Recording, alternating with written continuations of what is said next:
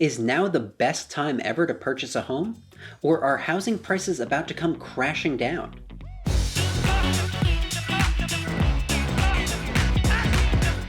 Hello and welcome to Practical Personal Finance, where you get the information you need to understand and succeed with money.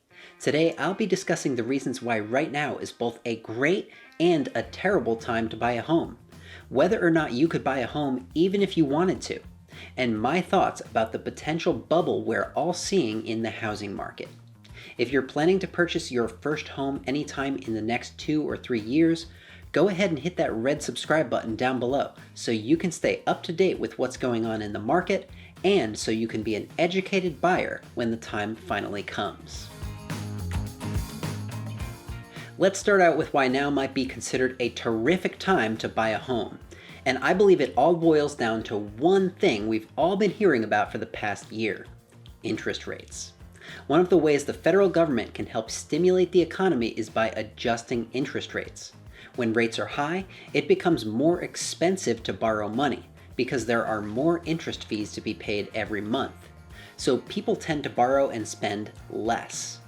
On the other hand, when rates are low, people are motivated to take out new loans because the interest fees on those loans will also be low. So people end up borrowing and spending more, thus stimulating the economy.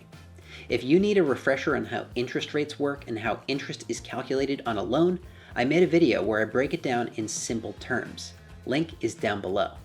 Anyway, I'm sure by now you've heard that interest rates are at historically low levels. And that, of course, means that the interest fees on new loans are going to be historically low as well. So if you're only looking at interest rates, now would seem like a pretty darn good time to take out a mortgage and buy a home. But interest rates alone are not the whole story. Over the past year, millions of people have made the transition from working in an office every day to instead working from home every day. And for many of us, that change is going to be a permanent one. Because if you're working from home, chances are you probably don't want to go back to shared bathrooms and long commutes. And if you're an employer, you're probably pretty stoked about how much money you could save by downsizing the office. All of these new people joining the home workforce have been operating from a kitchen table or a desk crammed into the corner of their bedroom. They're starting to feel cramped in their downtown apartments. And they're starting to realize that for the same price they're paying now, they could have an extra bedroom to use as a home office if they just moved to the suburbs or to a smaller city in the same region.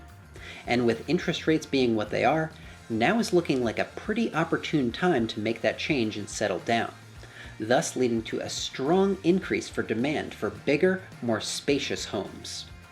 Let's not forget that all of this is happening in the midst of a global pandemic, one in which the greatest risk seems to be breathing in the same air that others exhale. We've heard again and again for an entire year now, avoid indoor gatherings. Well, as it so happens, selling your house typically involves allowing strangers to parade in and out all day long. So it does not come as a surprise, to me at least, that there are very few houses for sale right now. People who own homes don't want to get sick. They don't want a bunch of potential buyers walking through their hallways, spreading their germs. On top of that, they're not motivated by low interest rates because they're more likely to have a sizable down payment and a smaller mortgage thanks to the equity they've built up in their current home. For homeowners, there are some great incentives not to sell and move right now. As a seller, they don't want a bunch of people they don't know coming into their home and potentially getting them sick. And as a buyer, they don't want to compete with the work from home crowd who are leaving big cities for the limited selection of homes on the market. The confluence of these two factors has led to housing prices increasing rapidly. On one side, we've got people with great incomes leaving cities where they're paying $3,000 or $4,000 per month in rent and moving to smaller cities and suburbs where they can choose how nice and how big of a home they want and still pay only a fraction of their previous monthly rent on a mortgage. And on the other side, we've got homeowners who are more inclined to stay put rather than sell and find someplace new to live. Demand is incredibly high and supply is historically low. So what we have happening are houses going on the market for sale on Thursday, booked solid with 15-minute showings on Friday, Saturday, and Sunday. And then on Sunday night, the seller takes a look at all the offers received and picks their favorite. It's not uncommon for there to be 20 or 30 offers on a single home, and in many cases, if you're not offering at least 10% more than the asking price, your offer will be immediately cast aside. What's exacerbating the issue even further is that the federal government has provided a foreclosure moratorium for all federally backed mortgages. Normally, if you don't pay your mortgage for a number of months, you lose your home when your lender goes through the foreclosure process. But until at least the end of June, they're not allowed to do that. This pause on foreclosures is reducing the number of homes available for sale when that number is already historically low. And at the same time, it's adding yet another class of buyers to the bidding wars: real estate investors who typically buy foreclosed properties. These are people who have a lot of knowledge and experience when it comes to buying real estate, way more than your average home buyer. They also tend to have something incredibly important in the current market: lots of cash. What makes cash so valuable? That's what I'm going to talk about next. But before I do, if you're getting some value out of this video so far, do me a huge favor and click that like button down below. Doing so helps the almighty YouTube algorithm understand that this content is valuable and that more people should see it. Thanks. Alright, let's talk about what types of offers are winning these bidding wars and why cash on hand plays such an important role. If you ask a real estate agent in an area where bidding wars are happening, they'll tell you that the offers that get accepted aren't just the ones with the highest dollar amount. They're the ones that are waiving contingencies. What does that mean? Well, a contingency is basically when you're saying, I'm offering this amount of money to buy this property as long as these certain conditions are met. And if they're not met, I'm reserving the right to call the whole deal off. When you waive a contingency, it means you're agreeing to buy the property even if that condition is not met. There are two big contingencies that buyers are waiving right now: inspections and appraisals. When you waive the inspection contingency, you're agreeing to buy a property regardless of what a report from a licensed home inspector tells you about it. The property could have big cracks in the foundation.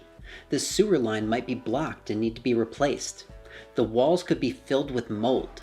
But you're saying that you don't care about any of that. You're buying the property no matter what problems it has. Oh, and by the way, you're expected to make a decision to waive an inspection contingency after spending just 15 minutes in the home. For a real estate investor who's bought and sold hundreds of properties, it's easy to evaluate a home real quick like that. But to someone who's only purchased 1 or 2 homes in their lifetime, it's difficult. And then there's the cash factor. If there are major issues, a real estate investor with lots of cash on hand or a highly compensated individual who used to live in the big city can afford to fix them. But if you're the average first-time homebuyer who only managed to scrape together a small down payment, you simply can't afford to take on that kind of risk. Next, let's talk about the appraisal. Your lender does not want to give you a loan for more than a property is worth, because then if you decide not to pay and they have to foreclose, they might be stuck with $600,000 of unpaid mortgage and a $400,000 piece of property to show for it. They could sell the property for $400,000, but they'd still be out the difference of $200,000 with no recourse. So before they approve your mortgage, they hire an independent person called a property appraiser to determine what the value of a particular home is. The appraiser looks at things like the condition of the property, the condition of the homes in the immediate vicinity, and what other similar homes in the area have sold for recently. If the appraised value is equal to or higher than the purchase price, the loan is approved. But if the appraised value is lower than the purchase price, the loan will not be approved unless one of two things happen. Number one is that the seller could agree to reduce the purchase price to the amount the property appraised for. Given the current market conditions, that's pretty unlikely. Number two is that the buyer could agree to pay the difference in cash. That's where the appraisal waiver comes into play. It's where you, the buyer, are agreeing in advance to bring extra cash to the table to get the deal done, regardless of what the property appraises for. Let's say you offer $400,000 for a property and you decide to waive the appraisal contingency to make your offer more appealing. If the appraisal comes in at $300,000, you're on the hook for an extra $100,000 in cash up front, in addition to your original down payment. So even if you could easily afford the monthly payments that come with your offer, unless you've got a bunch of extra cash up front to cover an appraisal deficiency, you're going to lose bidding wars to other buyers who do.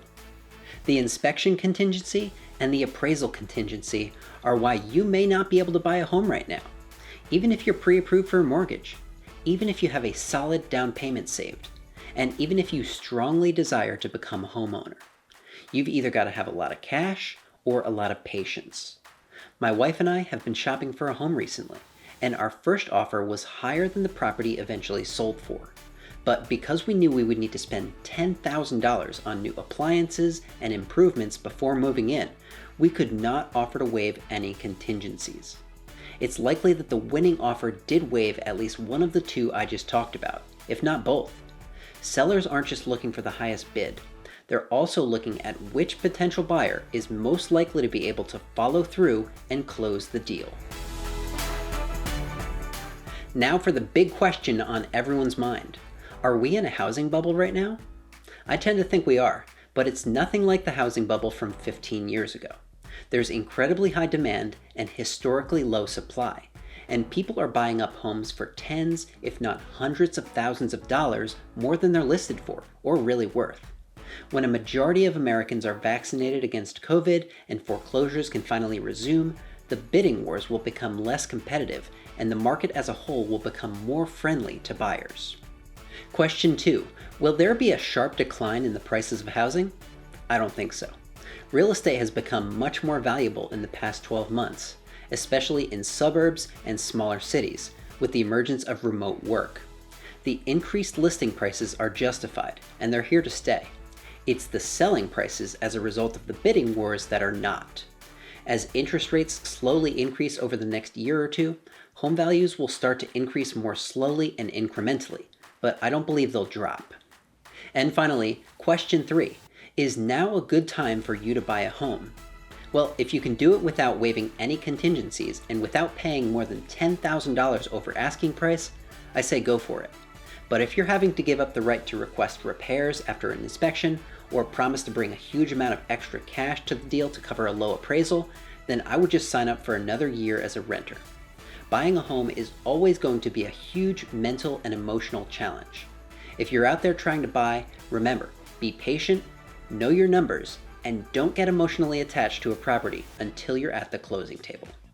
What do you think of the current housing market? Is it a bubble that's going to burst, or will prices continue to escalate further? Let me know in the comments. If you're shopping for a home, you may be interested in this other video I made about how much you can afford to spend. Click right here to watch. And if you would like to support me in my mission to help 1 million people enjoy a better relationship with money, click right here to become a subscriber. As always, thanks for watching. I'm Andrew Shear, and I'll see you next time.